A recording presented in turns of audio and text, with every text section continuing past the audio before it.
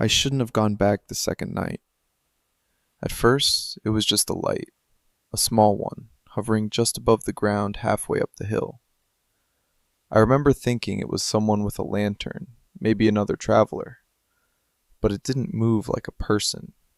It stayed perfectly still, and somehow, it felt like it was looking at me.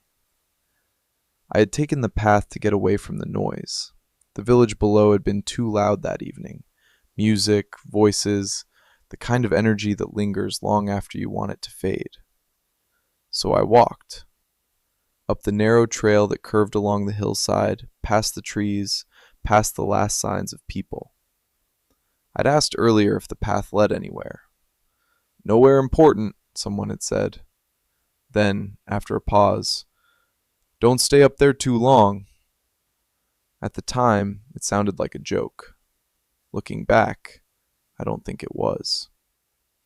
The first time I saw the light, I almost ignored it. It was faint, like a reflection, barely noticeable against the dark. If I hadn't stopped to catch my breath, I might not have seen it at all. It hovered a little off the path, just beyond a cluster of rocks. I remember staring at it, waiting for it to flicker or move. It didn't. No sound, no wind, no footsteps. Just that small, steady glow. I told myself it was nothing, some trick of the eyes. Maybe someone had left something behind. But as I turned to leave, it shifted. Not much, just slightly, closer to the path. I went back the next night. I don't know why. Curiosity, maybe, or something else I didn't want to admit. The hill felt different this time, quieter, not peaceful, just empty. Even my footsteps sounded wrong, like they were being swallowed before they could echo. I reached the same spot, slower than before, and there it was, the light, waiting in the exact same place, only now it was brighter. I stepped closer. It reacted. Not quickly, not suddenly, just enough that I noticed. It moved again, just a small drift, like it was adjusting itself, facing me. That's when I felt it, that strange certainty. It wasn't random. It wasn't just there. It was aware. A part of me wanted to leave, but I didn't. Instead, I took another step forward, and the light followed. Not directly, not chasing, just keeping the distance the same.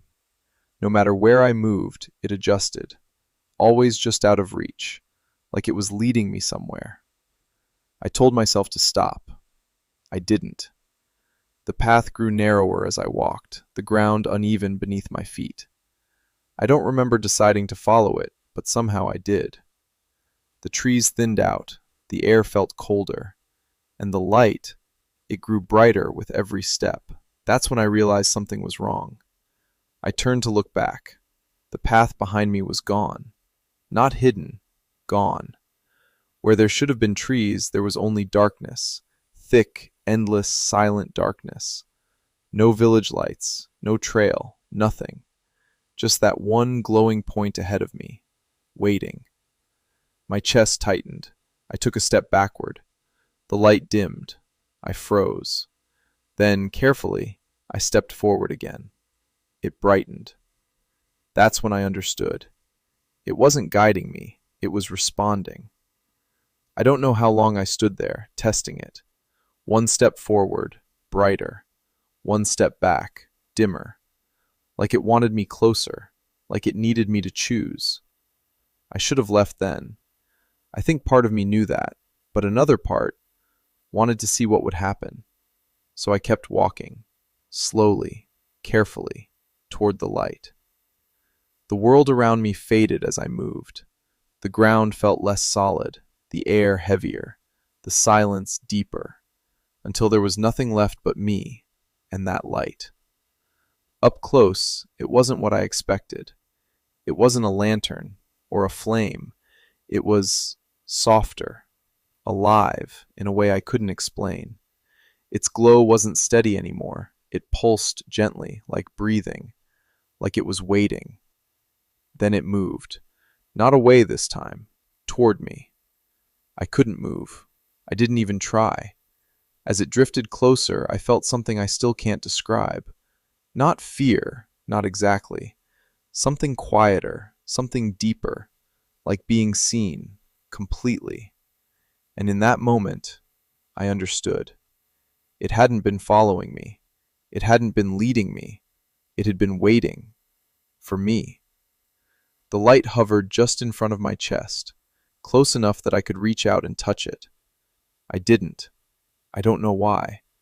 Maybe some part of me still knew that if I did, something would change, something I wouldn't be able to undo. So I stepped back. The light flickered, just slightly, like disappointment. I took another step back, and another. Each time it dimmed, slowly, reluctantly, until, finally, it was just a faint glow again, distant, unreachable. And then the path returned. The trees, the ground, the night sounds. All of it came rushing back like it had never left. I didn't go up the hill again after that. I told myself it was over, that I had imagined it, that it wasn't real. But sometimes, late at night, when everything gets quiet, I think about it, and I can't stop wondering what would have happened if I had taken one step forward.